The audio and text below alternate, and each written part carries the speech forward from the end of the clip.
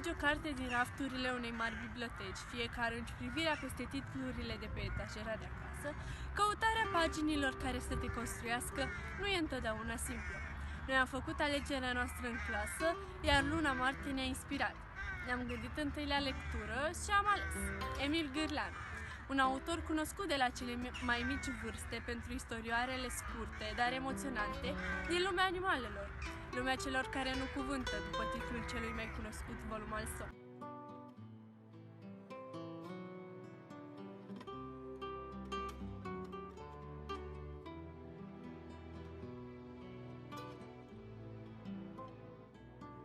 Tot răsfoind, am ajuns la Căprioara și, cum martie înseamnă și sărbătoarea mamei, opțiunea noastră a fost definitivă.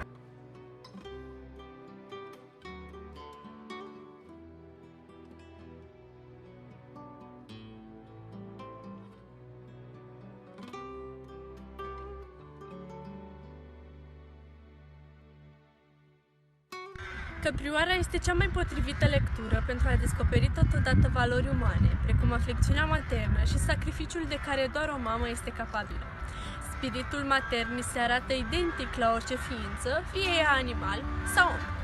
Răzbat totodată din paginile cărții primele lecții prin care învățăm cum să înfruntăm viața, dificultățile ei.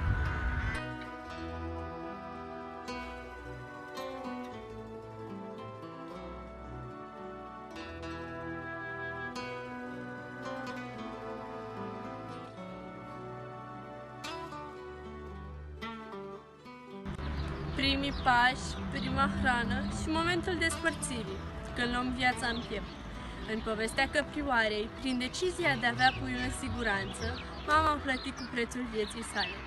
Este, astfel, o poveste care ne determină să gestionăm tristețea, să înțelegem clipele dificile și să le dăm sens.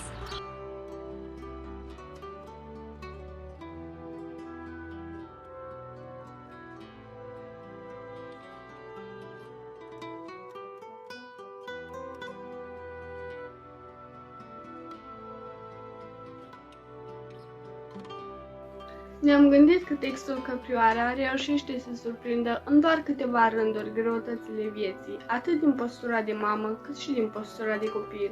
Ni se arată momentul în care puiul trebuie să plece din sânul familiei pentru a-și construi propria viață. Doar că prima lecție a singurătății este chiar descoperirea iubirii necondiționate a mamei, care ar face orice pentru a ști puiul în siguranță. Lectura ne activează în același timp prezența spiritului de observație. Autorul știind să declanșeze o atracție aparte față de viețuitoarele din natură. Textul intitulat Căprioara prezintă o scenă de familie plină de duioșie și grație. Ceea ce m-a impresionat în proporții foarte mari este că armonia, liniștea și împăcarea sunt extrem de bine punctate, pentru a scoate mai apoi în relief lupta sfârșitoare din sufletul mamei Căprioare.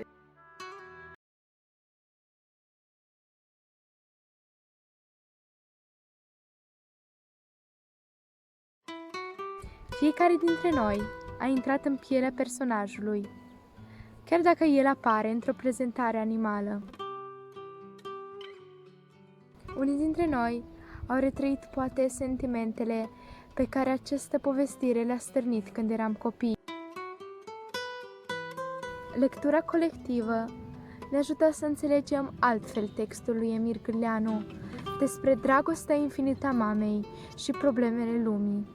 Am știut la final că paginile Căprioarei merită citite, pentru că prezintă iubirea și sacrificiul ca soluții pentru a crea o lume mai bună.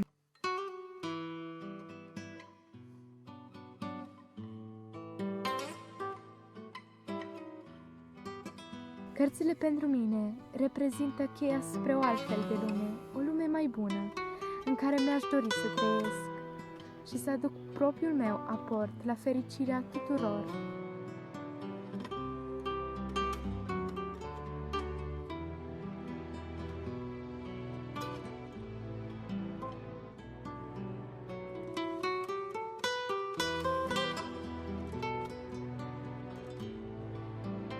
Pe mușchiul gros cald ca o blană a pământului, căprioara stă jos lângă ietul ei.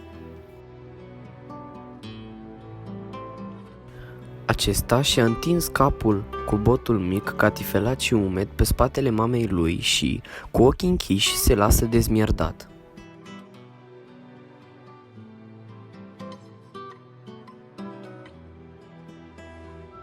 Mama îl privește și în sufletul ei de fugarnică încolțește un simțământ stăruitor, de milă pentru ființa fragedă, căreia i-a dat viață, pe care a hrănit-o cu laptele ei, dar de care trebuie să se despartă chiar azi, căci vremea înțărcatului venise de mult încă. Și cum se uita așa, cu ochii îndurerați, din pieptul căprioarei scăpă, ca un muget înăbușit de durere.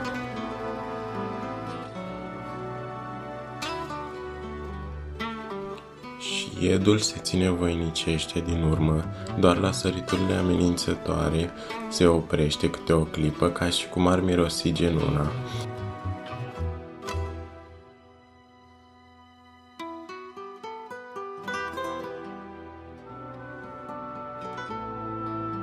Și au mers mult așa până ce au dat, în sfârșit, de luminiș.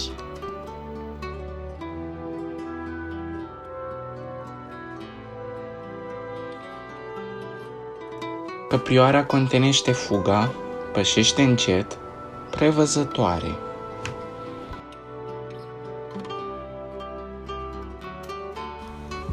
Iedul, bucuros, o ia înainte sărind. În fața ei, de sub o cetină, ochii lupului străluceau lacomi.